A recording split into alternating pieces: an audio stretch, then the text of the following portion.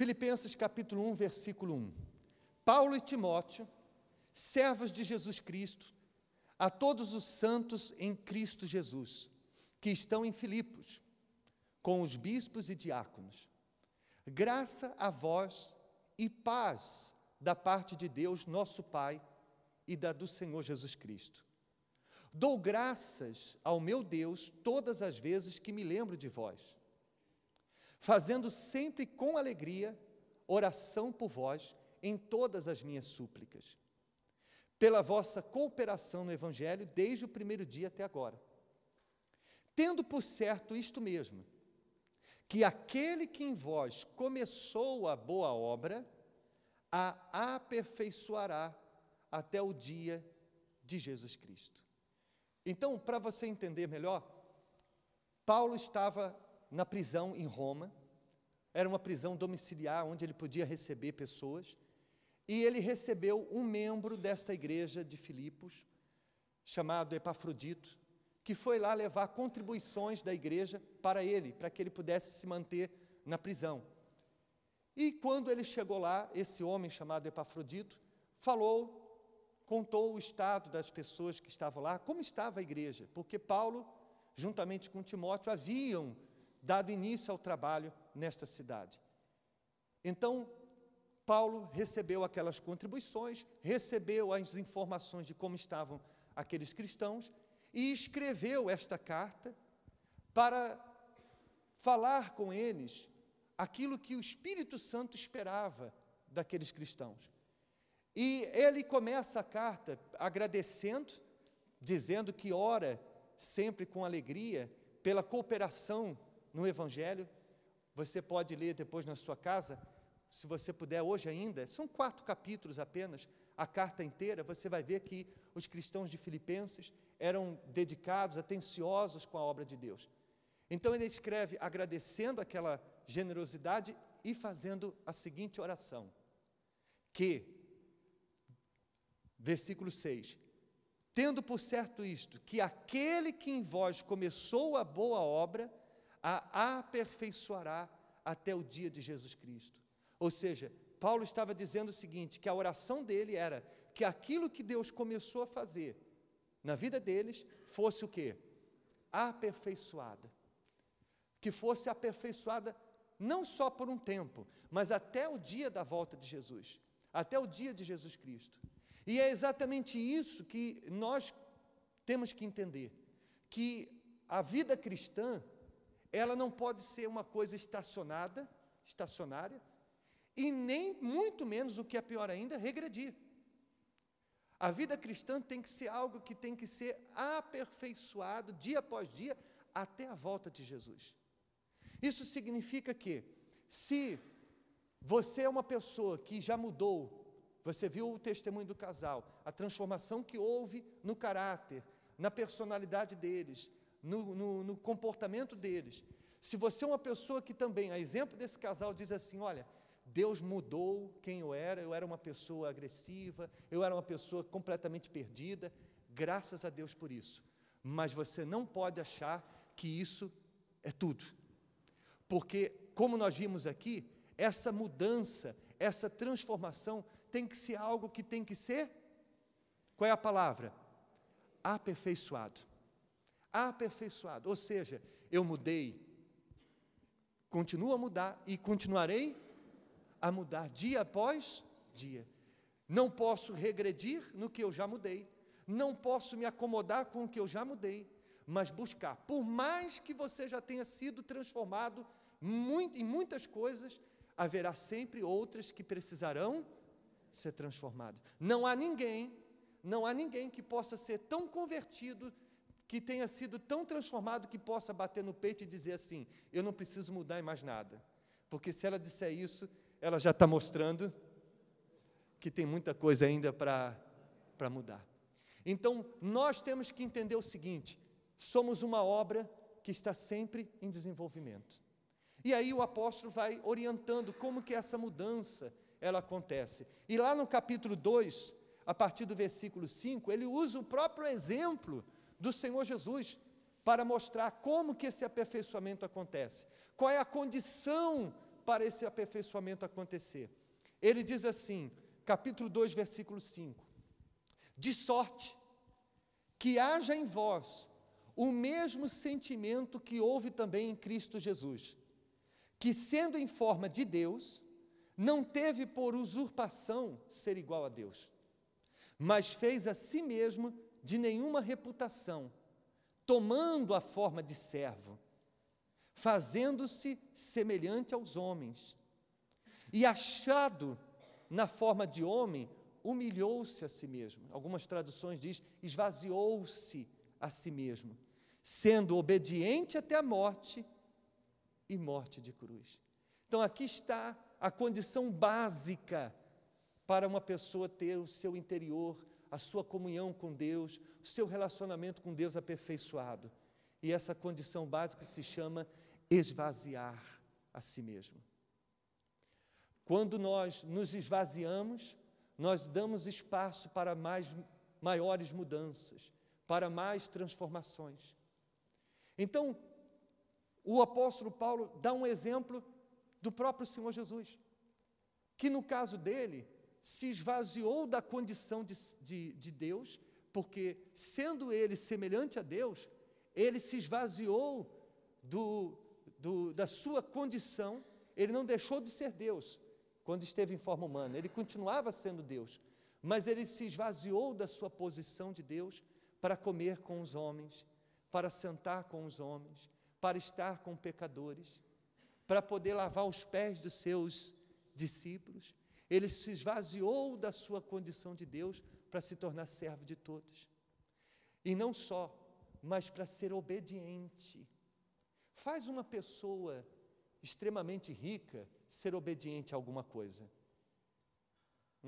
Você já tem uma ideia do que você vai enfrentar, não é? Porque quanto maior é a posição da pessoa, menos ela se sujeita a obedecer, a cumprir regras ou o que quer que seja. O Senhor Jesus, sendo Deus, se tornou obediente e obediente até a morte. E a Bíblia faz questão de dizer que não foi uma morte qualquer, mas a morte de cruz. A morte de cruz, além de ser uma morte dolorosa, era a morte mais humilhante que um preso, uma pessoa condenada naqueles dias podia sofrer. Por quê? Porque a morte de cruz era uma condenação, na época de Jesus, dedicada aos rebeldes, que Roma fazia para que a pessoa ficasse exposta. Ela ficava dias na cruz para que todos vissem e servisse de exemplo para os outros. Era uma maneira de intimidar as pessoas. E elas ficavam ali dias expostas na cruz. Mas o Senhor Jesus se expôs a tudo isso, simplesmente por amor de quem? De todos nós. Ele fez tudo isso, se esvaziou da sua condição de Deus, mostrando que se ele, sendo Deus, pôde se esvaziar, quem sou eu para não me esvaziar de um orgulho, do meu eu, do meu achismo, ou o que quer que seja? Quantas pessoas, que é exemplo do testemunho da senhora Sônia, que chega na igreja e acha que sabe isso, que sabe aquilo, não é isso, não é aquilo, cheio de achismo, e a vida toda destruída, e a vida toda fracassada. Se fosse pelo menos uma pessoa que dissesse assim, não, minha vida está tudo direitinho, mas a pessoa está com a vida na miséria, uma vida derrotada, e ainda acha que está certa. Se ela tivesse tão certa assim, por que a vida dela está do jeito que está? Por que ela é tão triste e vazia? Mas a pessoa está cheia de quê? Cheia de si mesmo. Há alguns que já estão na igreja há mais tempo, que já passaram por essa fase, mas hoje pode estar cheia de um orgulho religioso, porque eu estou na igreja há muitos anos, porque eu conheço a Bíblia, já li a Bíblia várias vezes, de capa a capa, porque eu sou da época do pastor fulano, do bispo ciclano, isso tudo inflando o seu eu, o seu ego. Porque eu aprendi que nós temos que chegar na igreja todos os dias como se fosse a primeira vez. E quando a gente pensa que já sabe de alguma coisa, é aí que a gente deixa de aprender. Porque você não consegue ensinar alguém que já acha que sabe alguma coisa. Não consegue. É preciso a pessoa o quê? Se esvaziar. há muitos jovens da igreja que estão cheios do mundo ainda, que ainda querem ser igual aos jovens do mundo, que querem um penteado como os dos amigos da escola, quer usar um brinquinho, a rapariga que quer usar uma tatuagem, porque o mundo ainda está dentro dela, o mundo ainda está dentro dele. Você vê que há pessoas que vivem em função das redes sociais, não é nenhum mal, não tem nenhum problema, pelo contrário, a rede social nos dias de hoje tem sido uma ferramenta muito importante para ganhar almas, mas tem gente que vive em função disso, ela vive uma aparência, ela vive uma fachada. Então, essas pessoas estão cheias, esses jovens estão cheios do mundo dentro deles. E enquanto eles não se esvaziarem das coisas do mundo, não há espaço para o Espírito Santo entrar dentro deles. Por quê? Porque o espaço de atenção dela, o espaço de tempo dela está todo preenchido pelas coisas deste mundo. Então, enquanto a pessoa não se esvaziar, você consegue, por exemplo, essa garrafa está cheia, eu não abri ainda. Eu consigo encher essa garrafa? Por quê? Se eu quiser encher esta garrafa com outra coisa, eu primeiro tenho que o quê? Quanto mais vazio das outras coisas nós estivermos, mais espaço para sermos cheios do Espírito Santo vamos ter. Amém? E aí, para concluir, ele diz assim: por isso também, Deus o exaltou soberanamente, e lhe deu um nome que é sobre todo nome, para que ao nome de Jesus se dobre todo o joelho dos que estão nos céus e na terra e debaixo da terra, e toda língua confesse que Jesus Cristo é o Senhor, para a glória de Deus Pai. De sorte que, meus amados, assim como sempre obedecestes, não só na minha presença, mas muito mais agora na minha ausência, assim também operai a vossa salvação com temor e tremor. Esse verbo aqui, operar, em algumas traduções está escrito desenvolvei, porque é algo, a salvação é algo que tem que ser desenvolvida, tem que ser operada, tem que ser trabalhada. Amém? Porque Deus é o que opera em vós, tanto querer como efetuar, segundo a sua boa vontade. Olhe para mim, por favor. Quando a gente lê este versículo, o versículo 13, a gente já viu muitas pessoas usarem este versículo no sentido de realização dos seus projetos, especialmente na vida material. Não, eu vou abrir o meu próprio negócio porque está escrito que é Deus que coloca o querer e o realizar. O que não está errado num todo, essa interpretação. Mas quando a gente lê no contexto em que esse versículo foi escrito, a gente vê que Paulo estava se referindo a coisas espirituais. Paulo estava dizendo o seguinte: foi Deus quem colocou em vocês o querer a Cristo, o querer a salvação. E se Ele colocou o querer, Ele também vai colocar o realizar, a condição para isso. Isso significa que ninguém que não tenha se convertido, não o fez porque não teve condições de fazê-lo. Porque quando Deus chama uma pessoa à conversão, Ele também dá a condição para ela se converter. Ninguém que não nasceu de Deus, estando na igreja, não tenha nascido de Deus, não nasceu porque não teve condições de nascer de Deus, ou porque não havia chances dela nascer, porque está escrito que Deus coloca o querer e o realizar.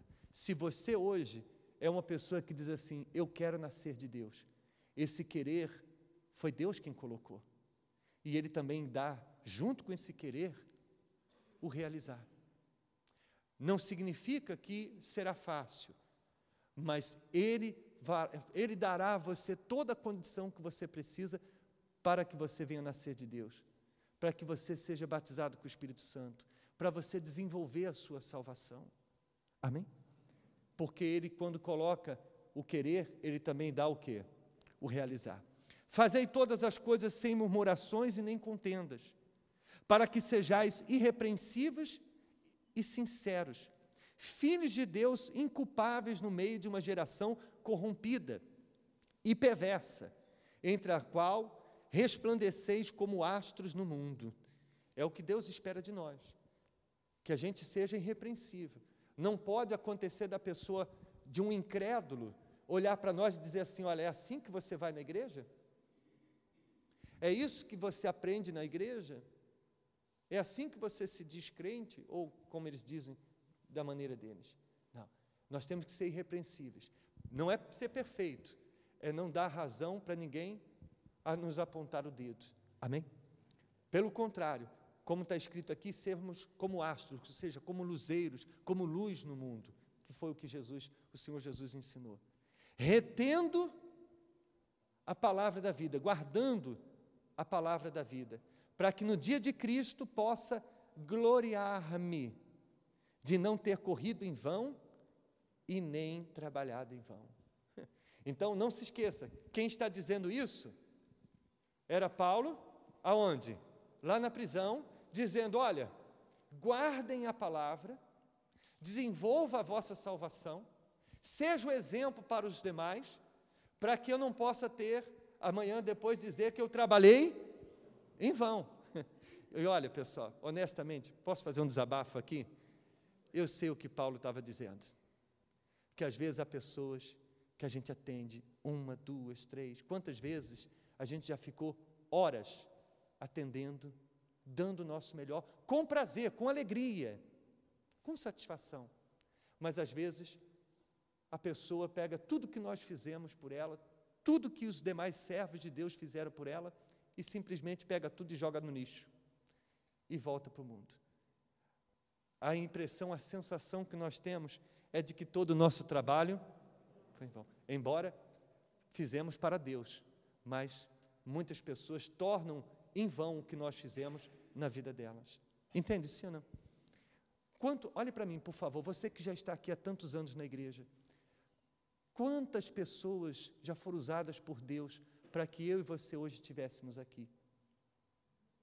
Será que você, que eu, temos o direito de fazer com que tudo que essas pessoas fizeram por nós seja em vão? E não só, mas o mais importante, o que o Senhor Jesus fez na cruz, por nós, a compaixão, a misericórdia que Ele teve de nos aceitar e nos trazer até aqui, a paciência que Ele teve conosco, fazer com que tudo isso, tudo que Ele fez, tudo que os servos de Deus fizeram, ser em vão, olha, honestamente, seria uma ingratidão muito grande. Você concorda comigo? Sim ou não? Então Paulo disse, olha, por favor, não me faça ter corrido em vão. Guardem a palavra. Aqui, a gente vê que aquela história de uma vez salvo e salvo para sempre, como alguns evangélicos falam por aí afora, a gente vê que isso não existe. Tanto é que se existisse, se uma pessoa fosse salva uma vez e ela estaria salva para sempre, não haveria necessidade de Paulo dizer, olha, guarde a palavra, olha, quem está de pé, cuide para que não caia. Não haveria necessidade de Jesus dizer, vigiai e orai para que não entreis em tentação. Ora, se há na Bíblia, principalmente no Novo Testamento, se existem vários alertas sobre a pessoa estar vigilante, é com respeito a guardar, a manter a salvação, porque muitos podem um dia ter conquistado ela, mas terem perdido. Por quê? Porque se encheram de outras coisas que não foi do Espírito Santo. Amém? Posso continuar, pessoal? Eu sei que vocês dormiram 1 hora menos, e está mais difícil hoje, mas já está acabando. Aguenta aí, morde aí a língua, belisca a perna, aguenta aí, é só a última parte agora. E ainda que seja oferecido por libação sobre o sacrifício e serviço da vossa fé, folgo e me regozijo com todos vós. E vós também regozijai-vos e alegrai-vos comigo por isto mesmo. E aqui, só para terminar, pessoal, há uma coisa muito importante aqui. Paulo, dias depois de ter escrito isso, ele foi morto, decapitado, na prisão em Roma. E ele já sabia, não que ele tinha tido uma visão, mas ele já esperava que aquilo iria acontecer. Então ele, como que estava preocupado com aquelas pessoas. Quando, na verdade, alguém na condição dele deveria estar preocupado com quem? Ao invés, ele estando ali, sabendo que poucos dias de vida lhe restavam, que ele seria morto, ao invés dele se preocupar com a sua vida, com a sua pele, ele estava preocupado com quem? Olha aí, Paulo estava dizendo o seguinte, que eles precisavam se esvaziar de si mesmo, mas ele mesmo estava a dar o exemplo. além do exemplo do Senhor Jesus, que ele estava usando aqui na epístola, ele também estava expondo o próprio exemplo dele, quando ele disse, e ainda que eu venha a ser oferecido como libação, a libação era a oferta queimada, era sacrifício, ou seja, ele considerava que morrer por causa do Evangelho seria a vida dele seria como aquele cordeiro que era colocado ali para ser sacrificado. Ele disse, ainda que eu tenha que passar por isso, por amor de vós, eu me alegrarei. É como se ele dissesse, se eu morrer por causa de vocês, para que vocês possam, por causa do que eu preguei, serem salvos, eu morro feliz. Ou seja, o Senhor Jesus se esvaziou de si mesmo, Paulo se esvaziou de si mesmo, e nós, e eu e você.